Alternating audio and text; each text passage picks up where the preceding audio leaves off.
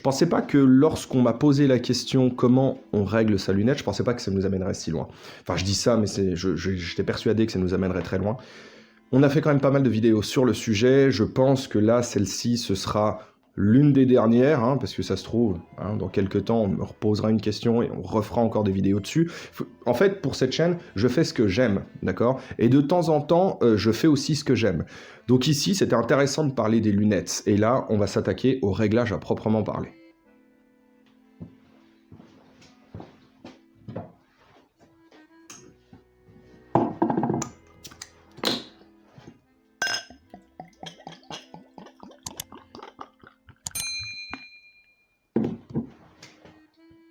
Bière blonde, classique. Et cette année, j'ai rentré un nouveau houblon, le Saz, qui d'habitude vient de République tchèque.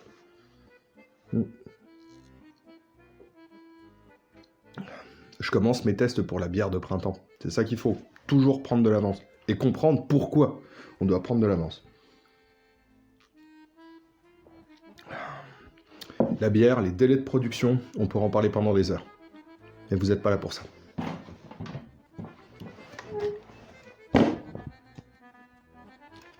Ici, c'est une AKU avec un rail sur le côté sur lequel j'ai posé une PGO7. Alors c'est juste pour le style, hein, parce que du coup, on peut viser correctement, c'est tellement déporté sur le côté que bon, bah voilà, c'est quelque chose de complètement inutile. On l'utilise plutôt comme une jumelle, voilà, pour essayer de repérer les tanks ennemis. Bon, repérer un tank, normalement ça se voit et ça s'entend.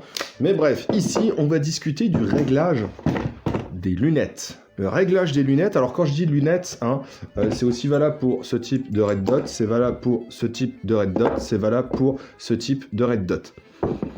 Red dot, lunettes, tout va partir de tout ce qu'on a fait avant.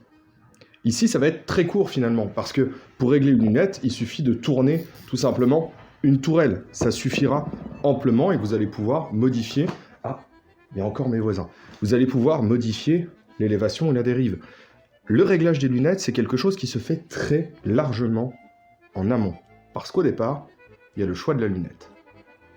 Je ne vais pas vous faire un cours sur de l'optique. Je vais vous dire simplement que sur certaines lunettes, ici, on a une ouverture. Ici, c'est du diamètre 50. Et sur ce que j'ai en dessous, voilà, j'ai fait une bêtise. Hop. Tac. Voilà. Oh, ça passe presque. Là, c'est pour une vidéo pour savoir ce qui se passe quand on met un canon très très long. Voilà, c'est tout. Et ici, j'ai un diamètre 24. Ok. Voilà. Tac. Ce diamètre-là va être capable de concentrer de la lumière. Plus le diamètre est gros, plus vous allez pouvoir capter le peu de photons qu'il y a pour les concentrer et les diriger vers votre œil. Nous, notre œil, il est tout petit. Là, on a du diamètre 50. En dessous, on a du diamètre 24. J'ai même, voilà, celle-ci, hop, la petite Bellomo qui a un diamètre différent. Je crois que c'est du 42. Voilà, je viens de vérifier, c'est du 42. Il faut savoir aussi que le diamètre ne fait pas tout. Il y a la qualité de la lunette. Ici, celle-ci, hop, en diamètre 24, a beaucoup plus de clarté que celle-là qui est en diamètre 50. Celle-ci est de très très bonne qualité. Celle-ci est de qualité plutôt moyenne, voire cheap. Voilà, ça m'a servi pendant quelques temps, c'était quand même assez marrant. Mais bon, du coup, il y a bien mieux qui existe. Et le diamètre, c'est quelque chose qui est important. Si vous voulez faire le test et que vous avez une paire de jumelles chez vous, vous prenez, là il fait froid, c'est ça qui est top. Les nuits sont assez claires, en tout cas ici dans les Vosges. Vous prenez une nuit assez claire, d'accord, je parle du temps nuageux, et donc pas de nuages. Vous attendez un tout petit croissant de lune et vous regardez aux jumelles. Vous prenez une paire de jumelles, vous regardez, vous allez voir beaucoup mieux la nuit parce que vous êtes en train de concentrer la faible luminosité de la lune et des étoiles vers votre œil. Pourquoi je vous parle de ça ? On s'éloigne du sujet, on va régler les lunettes, ne vous inquiétez pas, on va sortir dehors, on va tirer pas mal. Je vous parle de ça parce que c'est une notion que je souhaitais introduire ici, parce que bientôt on va discuter d'un autre matériel. Voilà, on va discuter de ce qu'il y a là-dedans. Rien que la boîte est impressionnante. Ça va être marrant. Ça, j'ai vraiment hâte. Ça va sortir normalement en janvier. Nous, on va régler les lunettes. Lunettes et points rouges. Alors, on a beaucoup de chance, nous, côté russophile, c'est que nos répliques ont, quand vous restez sur de la vieille école, nos répliques, elles ont un rail sur le côté. Hop, je vais essayer. Tac. Voilà. Nos répliques ont un rail sur le côté. Ce rail est fixe. Ne bougera pas dans le temps. Et nos optiques, style russe, sont fixes aussi. Je ne peux pas tordre de ce côté. Là, c'est un petit PK, c'est un quoi je vais peut-être m'en séparer de celui-là. Mais bref, celui-ci, bah, il ne peut pas bouger sur les côtés. Alors que, quand on est sur le côté, sur les autres côtés, voilà, ici, bah, moi, j'ai des anneaux. J'ai des anneaux ici et là. Donc ma lunette, le tube peut lui-même tourner. Problème qu'on n'aura absolument pas sur les répliques russes. Et ça, c'est quelque chose de très intéressant. C'est très intéressant parce que ça reprend une partie de la vidéo sur le side spin. Ici, imaginons que je vais remettre ça. Tac. Hop. Je verrouille. Tac. Ok. Bim. Ici, ma lunette, ma réplique, elles sont bloquées. Point. Ça ne bougera pas. Et moi, je vais pouvoir me rendre compte assez facilement si ma réplique est penchée à droite ou à gauche. Ça, c'est très intéressant. Ça évitera un side spin. Souvenez-vous, quand on a fait la méthode des 5 pourquoi, matériel, méthode, pas les 5 pourquoi, les 5 M. C'était les 5 M. L'opérateur, c'est l'opérateur qui tient la réplique et qui va la tourner et qui, 90% du temps, va induire un side spin parce qu'on n'a pas tous la même morphologie. Voilà, moi je la tiens de cette manière-là. J'ai un bras qui est beaucoup plus fort que l'autre, ce qui fait que quand je tire avec un PA et que je le tends vers moi avec mes deux mains, je tire de manière systématique sur la gauche. Voilà. Si je vous vise avec un PA en réflexe sans vraiment chercher, moi je vais vous mettre une bille à 1 mètre sur la gauche. Voilà, c'est pour ça que j'utilise très très peu le PA. Alors que ces répliques-là, avec l'optique qui est posée, je peux savoir si je la tiens droit et je peux corriger ça. Ce qu'il va falloir faire sur les anneaux de montage, ça va être, et le mieux, c'est d'avoir comme ici, ça fait gadget, mais un petit niveau à bulle.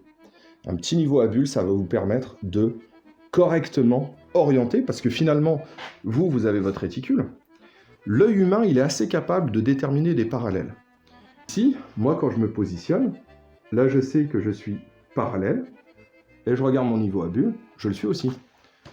Montez votre lunette au niveau à bulle. C'est hyper important. Le réglage de la lunette, c'est pas juste des tourelles. Si vous voulez que je vous dise, bah, vous prenez, vous tirez avec votre réplique, vous regardez à l'intérieur, vous tournez voilà, les petites tourelles jusqu'à ce que ça coïncide. Non, c'est pas comme ça que ça se fait. C'est pas comme ça que ça se passe. On peut le faire, ça vous donnera un résultat médiocre et vous aurez de la frustration. Ici, on n'est pas là pour ça. Ici, c'est pas du tout fait. C'est pas du tout fait pour pouvoir tirer ça. Ça se met sur un RPG où on a l'œil collé et tac, on se met à tirer sur un char Abrams. Bon, ici, on n'est pas du tout dans cette configuration. Et c'est avec ça qu'on va faire tous nos tests de tir. Merci Airsoft Entrepôt. La vidéo arrive de la review complète, de l'upgrade de cette réplique parce que je l'ai upgrade. Merci, bah voilà, c'est le pote de la CZ, de la VZ, pardon, 58. Voilà, je lui ai acheté cette petite lunette et vous voyez que cette petite lunette, il y a des vis ici et on doit l'orienter. Pareil, là je suis pas sur un truc russe, on peut la retirer, hop, et ça se glisse tout seul. C'est juste génial. Le grossissement il est de 1,5, c'est une ZF 41. On va faire tous nos tests de tir tout à l'heure avec, et c'est celle-ci qu'on va régler. Vous vous souvenez peut-être de celle-là, qui a beaucoup changé. La contagion par le zéro. Vous allez devoir poser votre optique sur, ici c'est le rail, par contre je ne l'ai pas assez serré. Et ça, je pourrais faire ce que je veux, je pourrais régler pendant des heures. Ça c'est nul. Donc quand vous allez poser n'importe quelle optique, que ce soit du PK, que ce soit des choses, une micro T1 modèle O, que ce soit, je ne sais même pas ce que c'est, il faut que ce soit fixe. On ne peut pas régler quelque chose qui bouge. Il faut que ce soit fixe. Ça, c'est la première chose et c'est vraiment l'opérateur qui doit faire ça. Pour régler sa lunette, il faut s'assurer que sa lunette soit fixe. Ici, sur cette réplique-là, la lunette fait partie intégrante. Et elle est soudée. Ça ne bougera jamais. Et avec ça, bah moi, je peux régler tranquillement, ici, hop, hop. Parce que finalement, le réglage des lunettes, j'aurais pu faire une vidéo en 15 secondes. Hein. Je sais pas si vous avez remarqué, mais sur les lunettes, il y a des petites tourelles. On est juste en train de les tourner, et ça suffit. En parlant de tourelles, parce que là, on n'a encore rien fait. Les tourelles se tournent pour justement régler ce qu'on appelle la dérive et l'élévation. La dérive, si vous avez des problèmes de side spin, ça se verra. Regardez la vidéo sur le side spin. Vous allez voir que vous allez avoir une trajectoire qui sera courbe en fin de course. Je vais me mettre en face plutôt. Qui sera courbe en fin de course, toujours de la même manière. Là, vous avez un side spin. Soit vous avez un side spin parce que votre block hop-up et ou votre joint n'est pas bien posé. Souvenez-vous, l'effet Magnus, c'est une déviation de la trajectoire, d'accord, d'un mobile en rotation dans un fluide, et cette déviation est perpendiculaire à l'axe de rotation. Si votre axe de rotation n'est pas parallèle au sol, bah vous allez vous mettre de cette manière et vous allez partir par là-bas. On avance sur ce sujet, c'est que le side spin, il peut être induit soit par un mauvais montage, soit par une personne. Si vous voyez que en position classique, vous tirez, position classique, donc vous n'allez pas vous forcer à vous tordre dans tous les sens pour essayer d'avoir une trajectoire rectiligne, ce n'est pas grave. Ici, sur ce VSR10, mon canon et mon bloc hop-up sont légèrement désorientés pour que quand je prenne ma visée, moi, confortable, bah, ma rotation soit, l'axe de ma rotation soit parallèle au sol. C'est pas grave. C'est pour ça que quand je prête toutes mes répliques, 90% de mes répliques, les gens me disent, bon, ça monte un peu, ça on le verra juste après on voit ça, ça monte un peu, et ils me disent, ah bah ça tire soit à droite soit à gauche, selon qu'on ait un gilet tactique, un chest rig, un bras plus fort que l'autre, bah ils le prennent pas forcément droit, et en fait moi je sais que en me mettant de cette manière naturelle, ma réplique elle est pas parfaitement alignée, mais j'ai modifié à l'intérieur pour contrebalancer ça. C'est pour ça qu'une réplique, ça se fait pour le joueur. Ça se fait vraiment pour le joueur. Donc on a vu le phénomène de side spin, il faut qu'on voit aussi l'élévation, parce que si quand vous regardez dans votre lunette, vous avez un nuage de points, complètement dispersé, vous ne pourrez jamais rien régler. Voilà, ça veut dire que vous tapez de manière aléatoire. Vous avez un joint qui est un peu sale, bon bah de temps en temps, il vous met un side spin à droite, un side spin à gauche, vous avez et ça il faut que je revienne dessus, vous avez une dispersion en élévation qui est élevée, ça veut dire que vous avez une irrégularité sur votre réplique, et je vais revenir sur la régularité. Il faut que je revienne sur la régularité parce que justement, on avait parlé en fin de vidéo sur l'importance de la régularité sur l'élévation. Ici, j'ai une réplique qui shoot de la 0,43 à 300 fps. En fin de vidéo, j'ai dit que pour les AEG, je tolère, on était sur une zone de tolérance, je tolère une différence de 1% de la vitesse en grammage de jeu. Ici, 300 fps, si c'était un AEG, je considère que 3 fps, c'était correct. Pour résumer, sur un AEG, je ne veux pas que mes valeurs extrêmes soient plus grandes qu'1% de la vitesse du projectile hop-up réglé grammage de jeu. Si ça c'était un AEG, je ne veux pas que les valeurs extrêmes que je peux regarder sur le chronie sur une dizaine de tirs soient supérieures à 3. Je suis à 300 fps en 0,43. Ici, je suis sur un sniper spring. Je ne veux pas 1%, mais j'en veux 0,5. Donc à ce stade de la vidéo, si vous êtes toujours là, retenez que une lunette, ça se met à l'horizontale, d'accord, soit avec un niveau à bulle. Nous ici, avec les répliques russes, nous on n'est pas embêtés parce que tout ce modèle est intègre. Et ici, on a le rail sur le côté, on ne pourra pas le modifier, donc on est déjà tranquille. On va devoir subir avec nos répliques, qui sont d'ailleurs très bien faites. Hein. Si vous vous accrochez sur un rail Picatinny, vérifiez que vous ne secouez pas dans tous les sens, d'accord ? Posez votre lunette avec un niveau à bulle pour que quand vous tiriez, vous ayez une trajectoire rectiligne et que vous puissiez voir. L'œil humain est fait pour ça. On est capable de reconnaître ce qui est parallèle. Donc, même si votre lunette est un peu tordue, vous saurez la mettre parallèle au sol par rapport à comment vous tenez votre réplique. D'accord ? L'essentiel, c'est pas que la réplique soit parallèle au sol. Hein. Non, c'est que l'effet de rotation, l'axe de rotation, d'accord, lui soit parallèle au sol. C'est tout. On a vu la dispersion. Cette fois-ci en hauteur, l'élévation. Il faut une réplique régulière. 300 fps, je ne veux pas pour un sniper qui est plus de 1,5 fps d'écart entre mes deux valeurs extrêmes. Maintenant, on va s'intéresser à nos tourelles. Nos tourelles, ici, et nos tourelles... Alors elle est un peu cachée celle-là. Ouais, elle est un peu cachée, vous verrez pas. Mais il y a des choses qui sont écrites dessus. Ça s'exprime en MOA. Minute d'angle. Minute of angle. Bon, ceux qui parlent de grands remplacements, je crois qu'ils sont un petit peu en retard. Hein. C'est l'impérialisme américain qui a gagné parce que un MOA, ça s'exprime en pouces et en yards. En pouces et en yards. Et si on le remet dans le système métrique, retenez que 1 MOA, d'accord, c'est 3 cm pour 100 mètres. Dès lors, nous, on est déjà hors course. Hein. On ne tire pas à 100 mètres, nous. On ne tire pas à 100 mètres. Là, le plus grand tir que je vais faire, je ne vais même pas donner la distance, parce que après, voilà, c'était une distance très correcte. Hein. On n'était pas non plus sur du 90 mètres. Un petit clic, c'est un quart, généralement, de MOA. Donc un quart de 3, d'accord. Retenez, c'est 1 cm sur 100 mètres. En très gros, c'est un peu moins, mais ce sera représentatif. Donc du coup, nous, le but du jeu, c'est déjà de choisir sa trajectoire. Oui, on n'a pas fini. C'est déjà de choisir sa trajectoire. Hein. Les petits malins, c'est un peu comme quand j'étais dans les études. Si vous sortez la calculatrice tout de suite, c'est que vous n'avez rien compris. Tout simplement. Si vous commencez à tripoter vos petites tourelles, d'accord, hein, n'y voyez aucune malice, c'est que vous n'avez pas compris ce que vous étiez en train de faire. Là, vous allez devoir choisir votre trajectoire, d'accord, en fonction, on va faire les deux types, en fonction un petit peu du terrain. Ok, vous avez un terrain qui est extrêmement encombré, vous voyez que vous ne pouvez pas faire des tirs de plus de 40 mètres. C'est bien de 40 mètres. Hein. Vous allez zéroter. Là, j'ai zéroté à 35. Donc, ma trajectoire, elle faisait quoi? Je veux du rectiligne sur 35 mètres.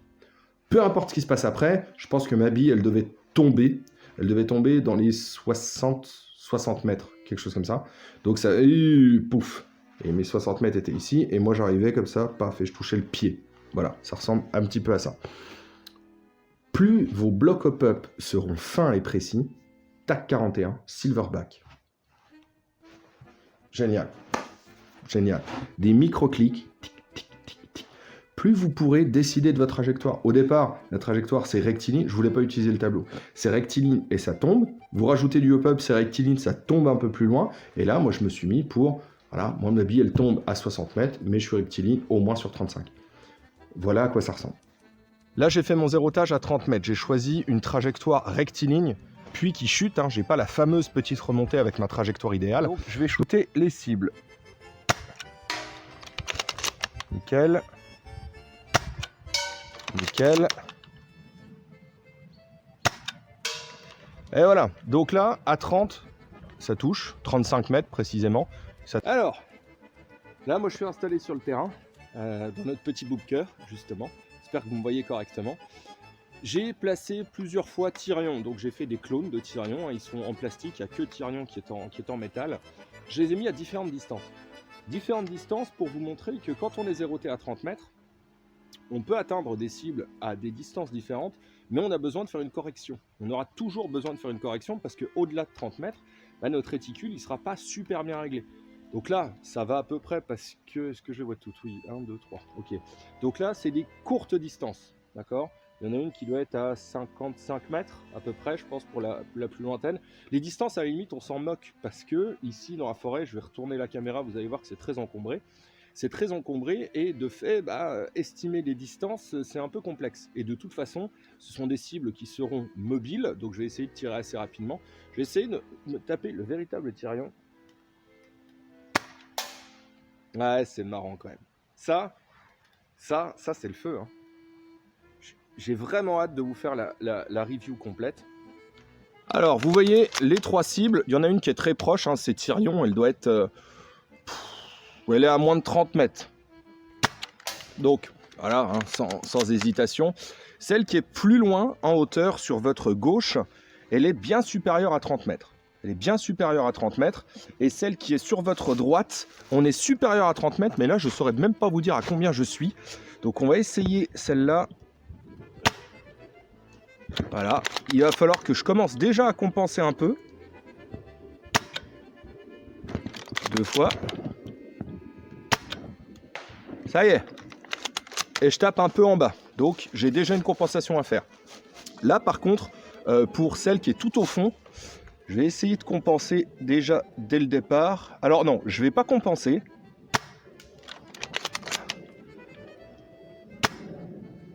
Raté. Et là, je vais me mettre à compenser un petit peu. Raté. Un poil plus. Voilà. Et je touche encore une fois en bas.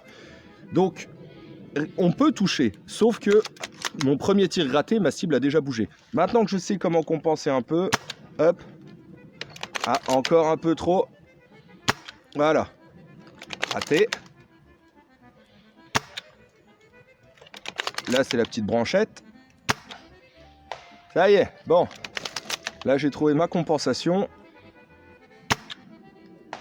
Voilà, dès qu'on a trouvé la compensation, on arrive à faire... Je vais faire un dernier tir, hein, pour vous montrer qu'une fois qu'on a compensé... Voilà, une fois qu'on a compensé, on touche tout le temps. C'est ce problème de compensation. Et c'est moi ce que je n'aime pas trop quand il y a du zérotage, c'est qu'à un moment, à des distances qu'on ne connaît pas, on va devoir compenser. Et simplement, en compensant, bah, la cible a le temps de bouger.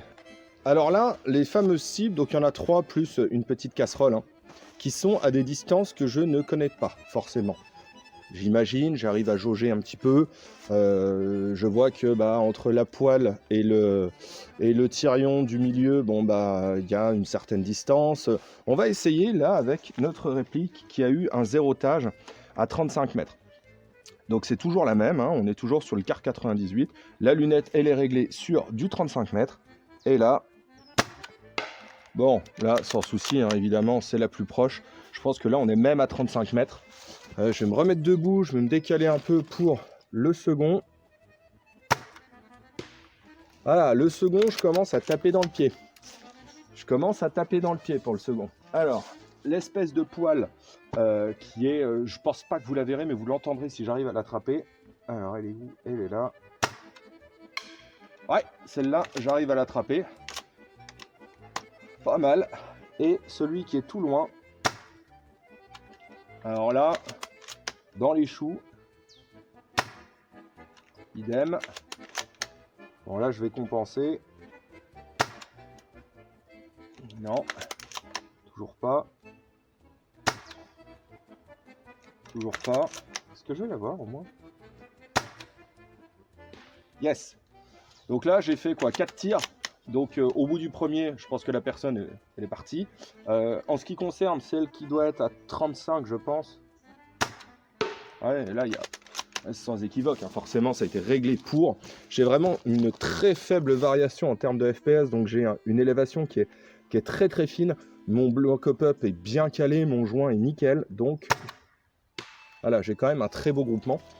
Dans une seconde partie, j'ai utilisé ma trajectoire idéale. Alors ma trajectoire idéale, elle est dérivée de la première. Hein. C'est-à-dire que 35 mètres sur rectiligne, ok, je rajoute du hop-up. Ok, je rajoute du hop-up. Ok, et à un moment, bah, j'obtiens rectiligne, légère montée, et je redescends. Donc, touc. Et moi, je zérote à l'apogée. Alors, ce qu'on va faire, c'est qu'on va cette fois-ci modifier notre trajectoire. Hop, je pose ça là. On va modifier notre trajectoire et on va essayer, on va pas essayer, on va obtenir du rectiligne. On va se soulever et on pourra remodifier notre zéro à l'apogée. Pour ce faire, charge une bille, on regarde en étant vraiment dans l'axe du canon. Ok, il en manque, évidemment il en manque.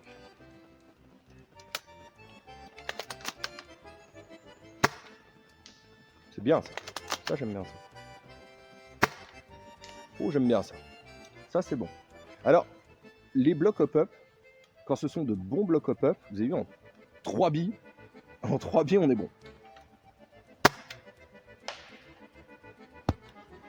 Ça, c'était celui qui était loin. Le tirion qui est proche. Le tirion qui est loin. Pas besoin de corriger le tirion qui est moyen. Nickel. Donc, avec cette technique-là, je peux tirer à toute distance et être environ exact, en tout cas assez, sur un buste. Je vais commencer par la lointaine. Pas besoin. C'est comme là-bas, hein. C'est comme dans l'autre, l'approche. Hop, allez, on retape là loin. Voilà, nickel. Donc bon, on imagine bien que là, je vais essayer la petite poêle. Et voilà, on l'attrape aussi. Et le dernier, celui qui est moyenne distance. Hop. On retente le proche et le lointain. Proche. Là, ça doit être ma dernière bille. Bon, allez, j'arrête. C'est de la 0,43, on est à 1 joule 8. Et je pense vraiment qu'on est... la dernière des cibles, elle doit être à 65, je pense. 65 mètres. Qu'est-ce qu'on peut conclure de tout ça? Qu'il y a 2 cas de figure. Il y a déjà 2 cas de figure, bon bah ça c'est assez simple, hein, j'ai fait 2 tests. Donc il y a 2 cas de figure, et le premier c'est le zérotage à une distance donnée, d'accord? On se rend compte, en tout cas je m'en suis rendu compte moi, que dès que les distances sont un peu plus longues que mon zérotage, tout ce qui se passe avant ça va, tout ce qui se passe avant c'est cool. Tout ce qui se passe après par contre, il va falloir, je pense, et ça c'est mon hypothèse, beaucoup d'entraînement, beaucoup de rigueur, un 1000 dots, hein, parce que je vous mettrai en photo à quoi ressemble la mire à l'intérieur, pas la mire, le crosshair, hein, donc la croix à l'intérieur, j'ai pas de 1000 dots. Hein. Par contre, sur tout ce qui est russe, à part les PKA, on a du 1000 dots, d'accord? Donc on peut compenser, et on peut apprendre à compenser. Mais pour apprendre à compenser, il faut estimer des distances. Et ça, c'est pas donné à tout le monde, hein. Je shoot à 70 mètres, je l'ai entendu avec un AEP, je l'ai entendu avec telle et telle réplique. 70 mètres, c'est loin, c'est très très loin. Je pêche un petit peu, sur une surface plane sans repère, je sais jamais à quelle distance je lance. Pour savoir à quelle distance j'ai lancé, je calcule mon nombre de tours de moulinet, hein, parce que c'est une donnée constructeur. Il me ramène 3 mètres de fil par tour de manivelle, je peux calculer que comme ça. Et je suis très étonné du résultat, je suis très largement en dessous de la distance à laquelle je pense. En zéro temps, on va devoir compenser, mais on compense en surévaluant les distances. C'est pour ça que quand je fais mes tirs, à un moment, sur Thirion en forêt près du bunker, qui est assez loin, je surcompense et je vois que ma bille passe au-dessus. Parce que je me suis dit, bon bah là je suis à telle et telle distance, hop, ça va le faire. Pas du tout. La deuxième chose qu'on voit, c'est quand on zérote à l'apogée, on n'a pas de problème. Si on a une réplique régulière, sans side spin, avec justement pour la régularité, là 300 fps, donc 1,5 fps, 0,5%, 1,5 fps entre les deux valeurs extrêmes, je vais vous insérer la vidéo de Novrich. Non, je ne vais pas l'insérer, je vais vous mettre le lien dans la description, parce qu'après on va dire, ah, plagiat. Je vous mets le lien dans la description de sa technique de zérotage, qui est une très bonne technique, mais souvenez-vous, je ne sais pas comment ça a été filmé, je ne sais pas si le réticule a été mis post-production, d'accord? Donc ça, je n'en sais rien, je ne fais pas un procès en insincérité, mais sa technique fonctionne parfaitement. Cette fameuse, on monte, on redescend, on zérote à l'apogée, ce qui fait que je vise ici, au pire, je vous touche là. Et si je vous touche pas, c'est que ma bille elle est tombée avant.